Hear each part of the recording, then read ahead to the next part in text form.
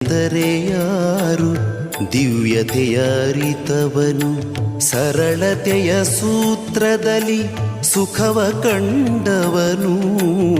ಸಂತನೆಂದರೆ ಯಾರು ದಿವ್ಯತೆಯ ಅರಿತವನು, ಮಮತೆ ಬಂಧನ ಕಳಚಿ ಬಲು ದೂರ ನಿಂತವನು. ಮಮತೆ ಬಂಧನ ಕಳಚಿ